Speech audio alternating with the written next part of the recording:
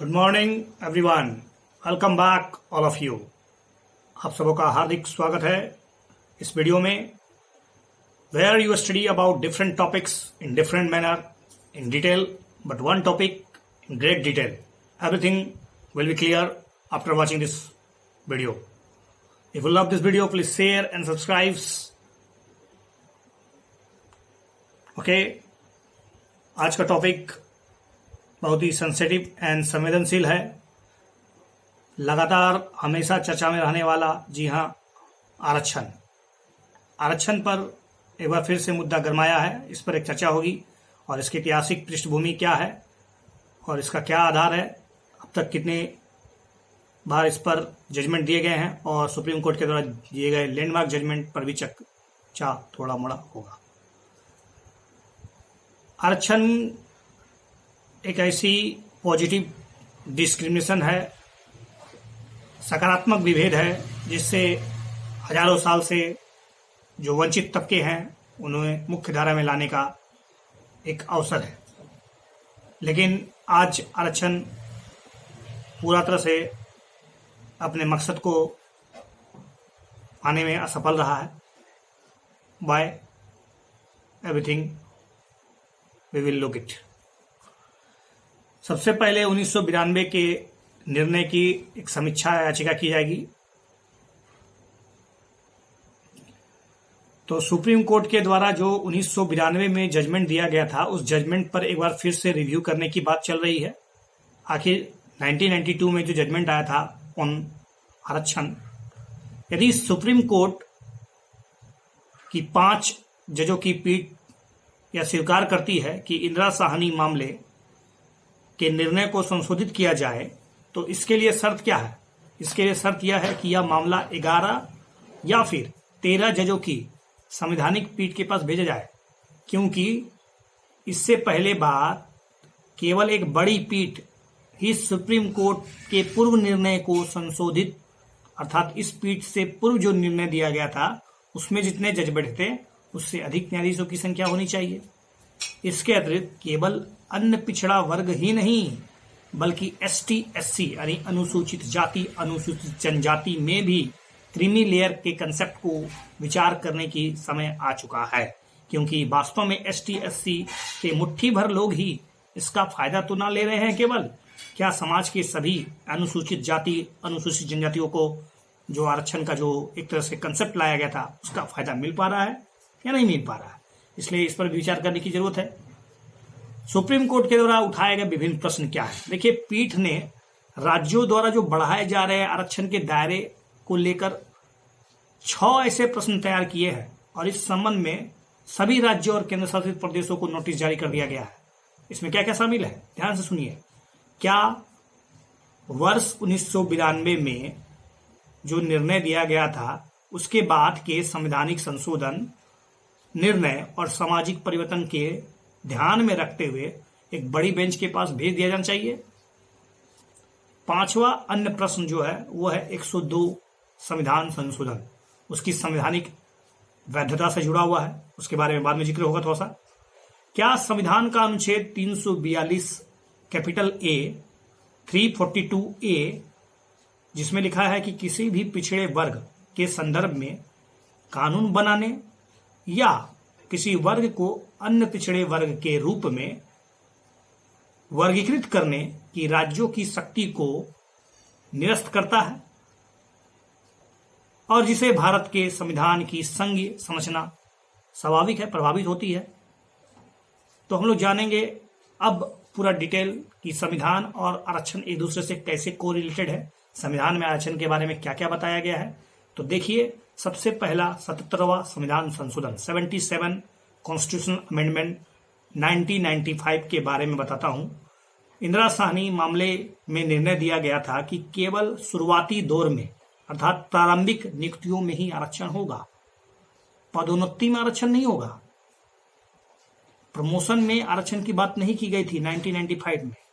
हालांकि संवैधानिक संशोधन किया गया, उसके अनुसार 16(4) सब क्लोज ए 16(4) सब क्लोज ए के तहत राज्य को अनुसूचित जाति अनुसूचित जनजातियों वर्ग के कर्मचारियों कि पदोन्नति में भी आरक्षण की बात करने का अधिकार रख दिया गया है। यदि राज्य को अगर ऐसा लगता है कि राज्य के अधीन जो सेवाएं हैं उसमें अनुसूचित जाति, अनुसूचित जनजातियों का पर्याप्त रिप्रेजेंटेशन नहीं है, तो 16 सब क्लोज 4 सब क्लोज ए के तहत राज्य को ऐसा अधिकार दिया गया है कि वो पदोन्नति में भी आरक्षण की बात सोच सकते हैं। अगला 81वां संविधान संशोधन अधिनियम 2000, 81 कॉन्स्टिट्यूशनल अमेंडमेंट 2000, इसने 16(4) बी 16 सब क्लोज 4 बी पेश किया, जिसके अनुसार किसी विशेष वर्ष में अनुसूचित जाति या फिर अनुसूचित जनजाति के रिक्त पदों को अनुवर्ती वर्ष में भरने के लिए अलग रखा जाएगा। अगले वर्ष में उसको फिर से भरा जाएगा। संक्षेप में इसने बैकलॉग रिक्तियों में आरक्षण की 50% सीमा को समाप्त कर दिया। बैकलॉग जो रिक्तियां था उसमें 50% की सीमा थी, उसको खत्म कर दिया। नेक्स्ट है 50वां संविधान संशोधन। 50वां संविधान संशोधन 2001 में अनुसूचित जातियों और अनुसूचित जनजातियों के सरकारी कर्मचारियों हेतु पदोन्नति में आरक्षण के लिए प्रमाणिक जो परिणामिक वरिष्ठता का एक प्रावधान किया गया। इसे वर्ष 1995 से पहले पूर्व प्रभाव के साथ लागू किया गया था। अब हम लोग बात करेंगे 102, 103 एंड 104 कॉन्स्टिट्यूशन अमेंडमेंट, 102, 103, 104 संविधान संशोधन। पिछले 20 सालों में 102वां संविधान संशोधन और 104वां संविधान संशोधन कई किए गए। देखिए, आर्थिक रूप से कमजोर वर्ग इकोनॉमिकली जो वीकर सेक्शन है उसके लिए 10% आरक्षण को संविधान के 103वें संविधान संशोधन द्वारा प्रदान किया गया। इसी के साथ एक अनुच्छेद है 335, जिसमें कहा गया है कि अनुसूचित जातियों और अनुसूचित जनजातियों के दावों को प्रशासन की दक्षता बनाए रखने हेतु ध्यान में रखा जाएगा। ऐसा नहीं है कि आरक्षण के चक्कर में आप दक्षता ही भूल जाए, ऐसा नहीं होना चाहिए। वर्ष 1992 में निर्णय और राज्यों द्वारा इसका पालन क्या हो रहा है। इंदिरा साहनी और अन्य बनाम भारत संघ 1992, इस मामले को 16 नवंबर 1992 को निर्णय दिया गया। इसमें 9 न्यायाधीशों की पीठ के द्वारा निर्णय सुनाया गया था, जिसमें आरक्षण की सीमा 50% रखी गई थी और इसमें कई ऐसे प्रस्ताव लाए गए थे जिसमें कहा गया था कि यद्यपि संविधान इसकी सीमा तय करता है, फिर भी तब भी एक संरक्षणवादी उपाय के रूप में इसका इस्तेमाल किया जाएगा। आरक्षण समता के संतुलन के सिद्धांत के आधार पर कम सीटों पर होना चाहिए और यह किसी भी परिस्थिति में 50% से ज्यादा नहीं होना चाहिए। इस निर्णय में क्रीमी लेयर की अवधारणा को भी लेकर आया गया और इसके महत्व को उजागर किया गया, जिसमें पिछड़े वर्गों के लिए आरक्षण केवल प्रारंभिक नियुक्तियों तक सीमित रखी गई। पदोन्नति में तो आरक्षण नहीं मिलने वाला है, अभी ओबीसी को प्रमोशन में आरक्षण नहीं मिलता है। इससे पहले आरक्षण केवल अनुसूचित जाति और अनुसूचित जनजातियों के लिए था, तो मंडल आयोग के द्वारा पिछड़ा वर्ग, अदर बैकवर्ड क्लास, ओबीसी को भी आरक्षित श्रेणी में ला दिया गया।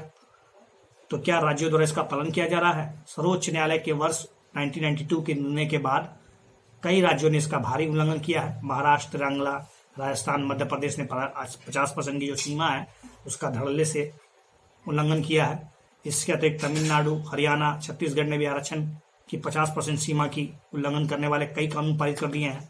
सुप्रीम कोर्ट ने मराठा आरक्षण के मामले में निर्णय दिया। उसके बाद कहा कि तमिलनाडु के 69% आरक्षण पर विचार करने का निर्णय लिया जाए। तमिलनाडु ने भी 69% आरक्षण इंदिरा साहनी मामले से पहले ही लागू कर दिया था।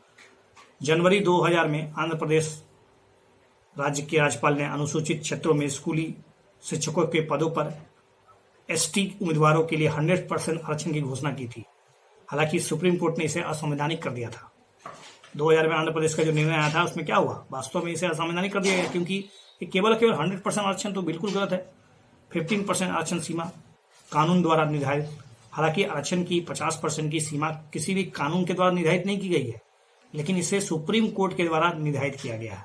अतः यह सभी प्राधिकरणों के लिए बाध्यकारी था। हालांकि निर्णय में यह कहा गया था कि असाधारण परिस्थितियां एक्सेप्शनल सर्कमस्टेंसेस ऐसा पैदा हो जाए तो आरक्षण की सीमा में वृद्धि की जा सकती है। असाधारण परिस्थितियों के साथ मुद्दा हमेशा उठता रहता है कि वास्तव में असाधारण परिस्थिति क्या है, कैसी होनी चाहिए। आरक्षण की 50% की जो सीमा है उससे कितना अधिक हो सकता है, कितना परसेंट, 60%, 80%, 100%, कितना आरक्षण करिएगा असाधारण परिस्थिति में। तो स्पष्ट रूप से समझ में आ चुका है कि आरक्षण की सीमा जो है वो हमेशा विवादित रही है। तो वर्ष 1992 में जो निर्णय दिया गया था उसकी समीक्षा की बारी आ चुकी है। सुप्रीम कोर्ट ने हाई कोर्ट के न्यायालय द्वारा दिए गए विभिन्न निर्णयों के कारण जो उत्पन्न होने वाले बहुत से जो मुद्दे हैं उसको इंदिरा साहनी मामले पर विचार करने के लिए कहा है।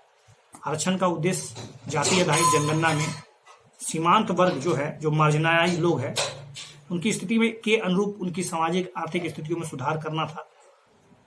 संघीय संरचना को बरकरार रखने के लिए कोशिश की जाए। आरक्षण तय करते समय यह भी ध्यान रखना जरूरी होता है कि क्या विभिन्न समुदायों के लिए आरक्षण का प्रावधान करने वाली राज्य सरकारें संघीय ढांचे का पालन कर रही है या इसे नष्ट कर रही है। अनुच्छेद 341 और अनुच्छेद 342 के तहत किसी विशेष समुदाय को ST SC के रूप में अधिसूचित करने की शक्ति संसद में निहित है। ठीक है, ध्यान रखिएगा। अब आते हैं आरक्षण और योग्यता के बीच संतुलन कैसे किया जाए, क्योंकि हमेशा लोग कहते हैं तुम तो आरक्षण के कारण पहले सिलेक्टेड हो गए, मेरा तो आरक्षण है नहीं, हम लोग तो बेचारे मारे हैं, अच्छे से मेहनत करने के बाद भी सफल नहीं हो पा रहे हैं। तो इनके बीच एक और रिलेशन है। देखिए, विभिन्न समुदायों को आरक्षण देते समय प्रशासन की दक्षता को ध्यान में रखना बहुत जरूरी होता है, क्योंकि इफिशिएंसी प्रभावित ना हो जाए। आरक्षण के चक्कर में सीमा से अधिक आरक्षण के कारण योग्यता की अनदेखी होगी, जिससे संपूर्ण प्रशासन दक्षता प्रभावित हो सकती है। आरक्षण का एकमात्र उद्देश्य कम सुविधा संपन्न समुदायों को, जो ऐतिहासिक दृष्टिकोण से ऐतिहासिक रूप से शोषित हुए हैं, उसे लेकिन एक निश्चित सीमा से अधिक योग्यता को भी उपचित नहीं किया जाना चाहिए।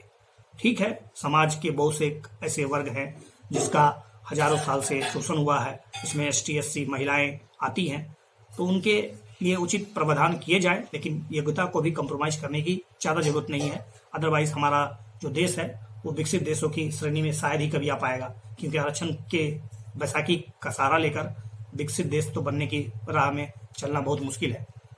तो ओवरऑल यू कैन सिंपली से कि आरक्षण जो है पॉजिटिव डिस्क्रिप्शन जो 14 आर्टिकल 14 का एक खुद उल्लंघन है। तो निश्चित रूप से ये समझना होगा हम लोगों को कि आरक्षण जो बनाया गया था इसका कंसेप्ट क्या पूरा हो पाया है, क्या राजनीतिक लोगों ने इनका भरपूर उपयोग किया, क्या केवल अपने राजनीतिक वोट बैंक के चक्कर में आरक्षण का इस्तेमाल हुआ।